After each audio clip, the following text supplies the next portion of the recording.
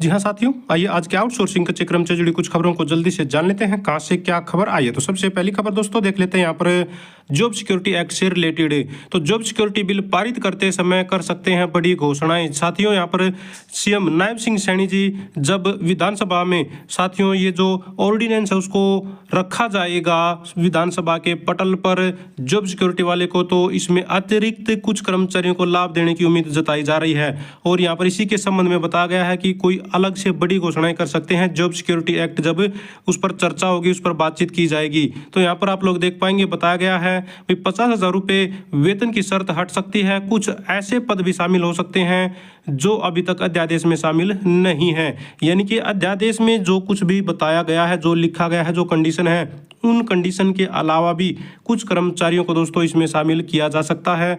तो 1,20,000 से ज़्यादा कर्मचारी इसमें शामिल होने की उम्मीद जताई जा रही है। इसके बाद यहाँ पर देख लेते हैं साथियों, हिसार से अपडेट है। एड्स नियंत्रण सोसाइटी कर्मचारियों ने मंत्री रणबीर गंगवा को सौंपा है ज्ञापन। तो दोस्तों एड्स कंट्रोल जो सोसाइटी के कर्मचारी हैं वो पहुंचे हुए थे मंत्री रणबीर गंगवा जी के पास अपनी मांगों को लेकर। इन्होंने बताया हरियाणा राज्य में दोस्तों एड्स नियंत्रण सोसाइटी 1998 से ही काम कर रही है। लगभग 500 कर्मचारी सिर्फ समेकित वेतन पर संपूर्ण निष्ठा से काम कर रहे हैं और इनको दोस्तों यहाँ पर बहुत ही मामूली वेतन मिलता है। तो इस वजह से यहाँ पर इनको दोस्तों थोड़ी बहुत राहत मिल जाए। अब जो कौशल रोजगार निगम कर्मचारियों को ESI का, PF का, इस तरह का जो लाभ मिल रहा है इनको भी मिल जाए, इसकी ये मांग कर रहे हैं। इन्होंने बताया है कि दिल्ली, पंजाब, राजस्थान में 2014 से ही वहाँ की सरकारें कुछ अतिरिक्त लाभ जो एड्स कंट्रोल सोसाइटी के कर्मचारी उनको दे रहे हैं। तो यहाँ पर ये भी चाहते हैं कि हरियाणा की सरकार भी इनको कुछ ना कुछ लाभ दे और जो एक कर्मचारी के तौर पर बेसिक सुविधाएं हैं वो इनको उपलब्ध हो जाएं। इसके बाद यहाँ पर देख लेते हैं रेवाड़ी से अपडेट है साथियों। अनुबंधित सहायक प्रोफेसरों ने विधायक को सौंपा है ज्ञापन। तो यहाँ पर विधायक जी को ज्ञापन सौंपने के लिए पहुंचे हुए थे अनुबंधित सहायक प्रोफेसर दोस्तों जो हरियाणा की यूनिवर्सिटीज में काम कर रहे हैं। इन्होंने निर्णय लिया है कि सभी विधायकों को ये ज्ञापन देंगे और मांग करेंगे कि इनको भी जॉब सिक्योरिटी एक्ट का लाभ मिले। जी हाँ, जॉब सिक्योरिटी एक्ट का लाभ की दोस्तों ये मांग कर रहे हैं क्योंकि इनकी सैलरी बनती है 50,000 से ज़्यादा और 50,000 सैलरी से ज़्यादा वाले हैं इस एक्ट से बाहर।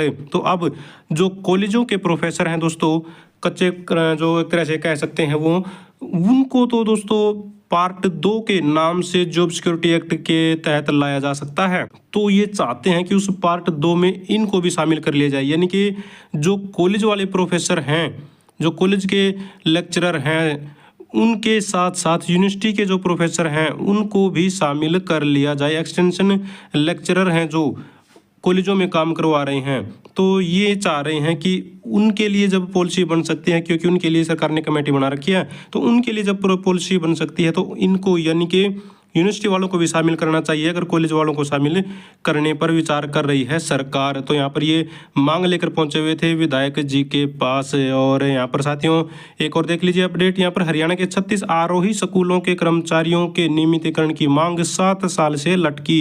तो दोस्तों हरियाणा में 2011 में आरोही स्कूल शुरू किए गए थे, जिसमें आप लोगों को बता दें भाई ये शर्त पर कर्मचारी रखे गए थे भाई जैसे ही उनके 5 साल पूरे होंगे उनको नियमित कर देगी सरकार उनके कार्य व्यवहार को देखते हुए। लेकिन साथियों 7 साल बीत जाने के बाद भी उनकी जो फाइल है वो ऐसे के ऐसे अटकी पड़ी है।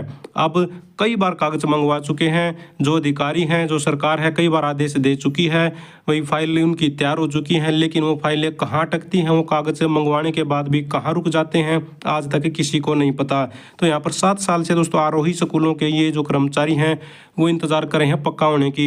इनमें से बहुत सारे कर्मचारी तो कहीं और पर सेलेक्ट हो गया, किसी ने छोड़ दिया परेशान होकर, तो बाहर भी हो चुके हैं। लेकिन जितने भी कर्मचारी थे जो अभी काम कर रहे हैं वो तो आज तक उम्मीद कर ही रहे हैं सरकार से। 7 साल से इनकी फाइल जो है अटकी पड़ी है सरकार के आदेश आश्वासन के बाद भी। तो दोस्तों आगे देख लीजिए, यहाँ पर फतेहाबाद से अपडेट है। अध्यापक संघ के त्रिवार्षिक सम्मेलन में फतेहाबाद जिले से 27 डेलीगेट ने लिया है हिस्सा। सभी डेलीगेट ने सर्वसम्मति से पास किया। तो दोस्तों आप लोगों को बता दें यहाँ पर विद्यालय अध्यापक संघ द्वारा अध्यापकों की मांगों को लेकर प्रदेश भर में आंदोलन शुरू किया जाएगा। यह निर्णय कैथल में हुए अध्यापक संघ के त्रिवार्षिक सम्मेलन में लिया गया है। तो यहाँ पर त्रिवार्षिक सम्मेलन फतेहाबाद में डेलीगेट्स ने दोस्तों जो हिस्सा लिया है और सर्वसम्मति से इनको चुन लिया गया है। तो कर्मचारियों की आवाज़ अब ये दोबारा से उठाना शुरू करेंगे क्योंकि नई सरकार का कार्यकाल स्टार्ट हो चुका है, विधानसभा का सत्र भी आने जा रहा है। तो अब नई सरकार के सामने अपनी मांगों को लेकर एक बार फिर से ये जाने वाले हैं। तो दोस्तों ये थी सारी की सारी आज की आउटसोर्सिंग कच्चे क्रम से जुड़ी खबरें। अगर आप भी चाहते हैं हरियाणा में एजुकेशन से रिलेटेड कच्चे क्रम से जुड़ी खबरें समय पर पाना तो चैनल को जरूर सब्सक्राइब करें, वीडियो को लाइक करें, दोस्तों के साथ शेयर करें। Thank you very much.